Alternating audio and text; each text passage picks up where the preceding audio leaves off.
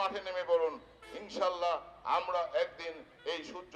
আপনারা সবাই এক বাক্যে বলেন, শারজিস আলম। আমি বেশি কিছু না বলি। জাতীয় নাগরিক পার্টি জিন্দাবাদ।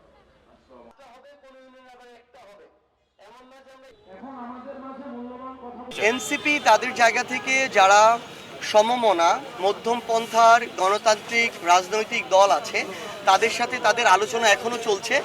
মাঝখানে আমরা আমাদের জোট ঘোষণার একটি সময় নির্ধারণ করা হয়েছিল, কিন্তু আমরা মনে করছি আমাদের এই জোটের যে রূপরেখা এবং যে বিস্তৃতি এটা আরও বড় হওয়া প্রয়োজন, এবং আমরা আশা করছি খুব শীঘ্রই আরও বড় আকারে আমাদের এই যে জোট সেটি প্রকাশিত হবে।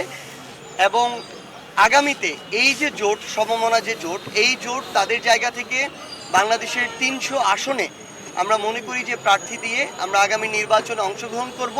এবং ফাইনালি আপনি যেটি বললেন যে বিএনপি বা জামায়াতের সাথে অ্যালায়েন্সের কোনো সম্ভাবনা আছে কি না, আমরা আমাদের জায়গা থেকে কোনো সম্ভাবনাকেই এখন উড়িয়ে দিব না। আমরা বাংলাদেশের স্বার্থে, জনগণের স্বার্থে এই অ্যালায়েন্স কেন্দ্রিক আলোচনার পাশাপাশি চলবে। সবশেষে যারা সংস্কারের পক্ষে থাকবে, জুলাইয়ের আকাঙ্ক্ষার পক্ষে থাকবে এবং এই বাংলাদেশের জনগণকে প্রতিনিধিত্ব করার ক্ষেত্রে ভারতীয় আধিপত্যবাদের বিরুদ্ধে যারা বাংলাদেশের যে মুসলিম সেন্টিমেন্ট সেটাকেও ধারণ করবে এবং সামগ্রিকভাবে আগামীর বাংলাদেশে যে সাম্প্রদায়িক যে সম্প্রীতির যে রাজনীতি এটি যারা ধারণ করতে পারবে তাদের সাথে আমাদের যে অ্যালায়েন্স হওয়ার যে আলোচনা, এই পথ এখনও খোলা আছে। আমরা মনে করি যে খুব শীঘ্রই এটার আমরা একটা সুন্দর সমাধান দেখতে পাবো। একদিন আগে জাতীয় নাগরিক পার্টি এনসিপির পঞ্চগড় জেলার সমন্বয় কমিটি গঠিত হয়েছে। আমরা আমাদের জায়গা থেকে সর্বোচ্চভাবে চেষ্টা করেছি যে এই মানুষগুলোর এই জেলায় ভালো ইমেজ আছে, যে এই মানুষগুলো তাদের জায়গা থেকে মানুষের কাছে গ্রহণযোগ্য এবং রাজনৈতিক অভিজ্ঞতার জায়গাও আছে, রাজনৈতিক সচেতনতা আছে, আমরা তাদেরকে নেওয়ার চেষ্টা করেছি। আমরা একটা শর্ত আমাদের মাথায় সবসময় ছিল যে যারা 24 চলাকালীন সময়ে, জুলাই অভ্যুত্থান চলাকালীন সময়ে আওয়ামী লীগের যে কোনো ইউনিটে, যে কোনো অঙ্গ সংগঠনে রানিং পদধারী ছিল, আমরা তাদেরকে আমাদের আহ্বায়ক কমিটিতে বা সমন্বয় কমিটিতে শুধু পঞ্চগড়ে না, বাংলাদেশের কোথাও রাখি নাই।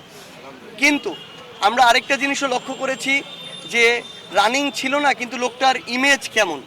আমরা সর্বোচ্চ আমাদের জায়গা থেকে চেষ্টা করেছি ভালো ইমেজধারী মানুষদেরকে নেয়ার জন্য।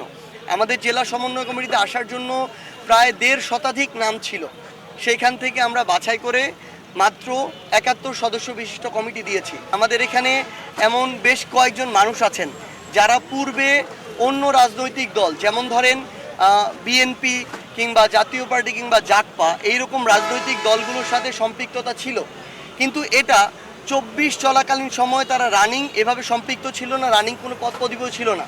তারা হয়তো 5 বছর, 10 বছর, 20 বছর আগেও তারা রাজনীতি করেছে এবং আমরা ওই জিনিসটি দেখেছি, তাদের সাথে কথা বলেছি।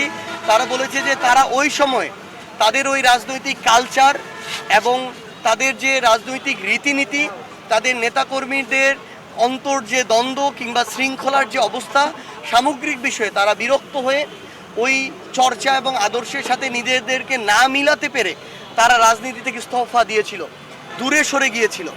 যখন তারা দেখছে এনসিপি নতুন করে দুর্নীতি, চাঁদাবাজি, সিন্ডিকেট, টেন্ডারবাজি থেকে শুরু করে সকল অপকর্মের বিরুদ্ধে দাঁড়িয়ে নতুন রাজনীতির চর্চা করছে এবং লড়াইটা চালিয়ে যাওয়ার চেষ্টা করছে, তারা আমাদের এনসিপিতে আসতে আগ্রহ দেখিয়েছে এবং আমরাও তাদের সার্বিক খোঁজ খবর নিয়ে তাদেরকে এনসিপিতে নিয়ে এসেছি। আমরা বিশ্বাস করি আমরা সবাই একসাথে কাজ করে আগামীর পঞ্চগড়কে আমাদের প্রত্যাশিত এবং কাঙ্ক্ষিত পঞ্চগড় হিসেবে গড়ে তুলব ইনশাআল্লাহ।